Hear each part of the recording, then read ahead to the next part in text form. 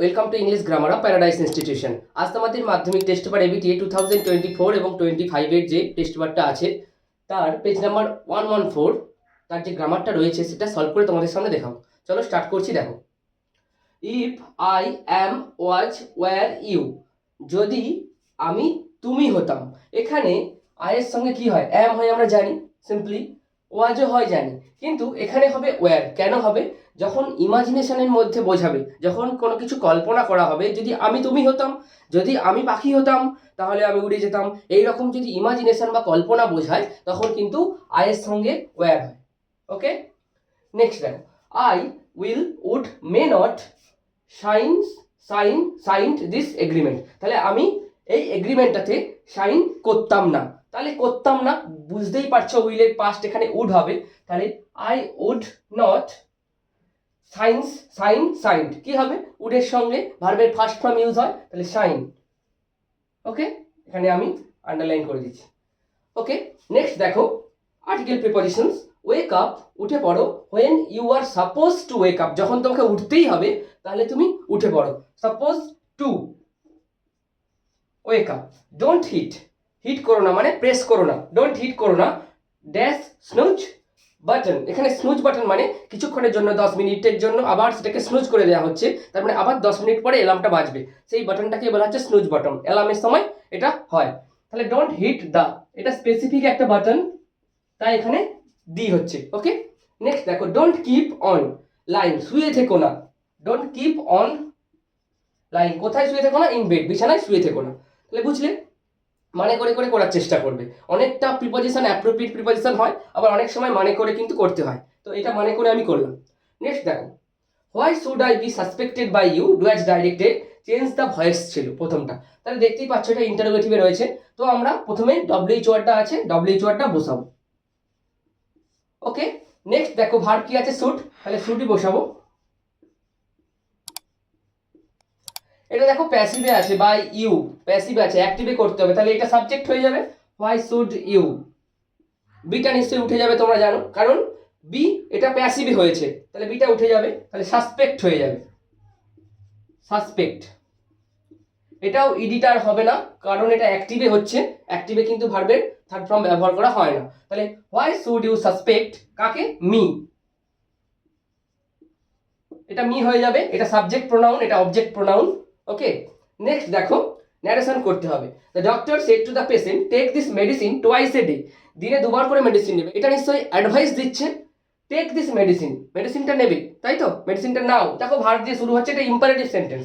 তাহলে said to থাকলে কি করবো আমরা এখানে? যেহেতু এটা অ্যাডভাইস দিচ্ছে তাহলে অ্যাডভাইস করবো। The doctor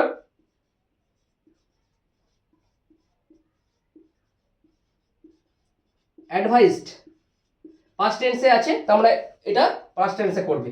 the patient. এবার আমরা জানি রিপোর্টিং ভার্বের সঙ্গে রিপোর্টেড স্পিচটাকে অ্যাড করবো ইম্পারেটিভ সেন্টেন্সে টু দিয়ে, তাই তো? To take. তারপরে দিস মেডিসিন আছে, দিসটা দ্যাট হয়ে যায়, আমরা জানি ইনডাইরেক্টে, that medicine twice a day. Okay, so এটা ছিল ন্যারেশনটা। নেক্সট দেখো কি রয়েছে, সি ওয়াজ স্ট্রং এনাফ, সে অনেকটা শক্তিশালী ছিল, টু ফাইট দ্য সিচুয়েশন, এই অবস্থাটার ফাইট করতে। Rewrite the sentence using the noun form of strong. তাহলে স্ট্রং, এই যে এর নাউন ফর্মটা আমাকে আগে জানতে হবে, নাহলে কিন্তু আমরা পারবো না। তাহলে স্ট্রং এর নাউন ফর্ম কি? স্ট্রেংথ, তাই তো? এবার স্ট্রেংথ দিয়ে আমাকে বাক্যটা বানাতে হবে। তাহলে সি ওয়াজ স্ট্রং এনাফ, সে অনেকটা শক্তিশালী ছিল, তাই তো? তাহলে তার অনেক শক্তি ছিল, তার অনেক শক্তি ছিল, তাহলে সি হ্যাড, তার ছিল, she had enough strength, enough কি ছিল? স্ট্রেংথ। তাহলে এটাকে স্ট্রেংথ করলাম, এনাফটাকে আমি আগে নিয়ে চলে আসলাম। প্রচন্ড শক্তি ছিল, এটা অ্যাডজেক্টিভ হিসাবে ইউজ হয়েছে, এটা হচ্ছে নাউন হিসাবে ইউজ হয়েছে। তাহলে কেমন শক্তি? এনাফ স্ট্রেংথ, প্রচুর শক্তি ছিল, to fight the situation.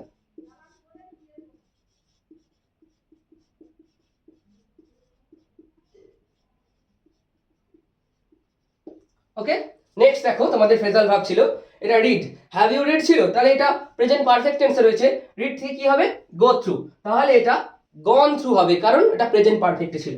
Gone through.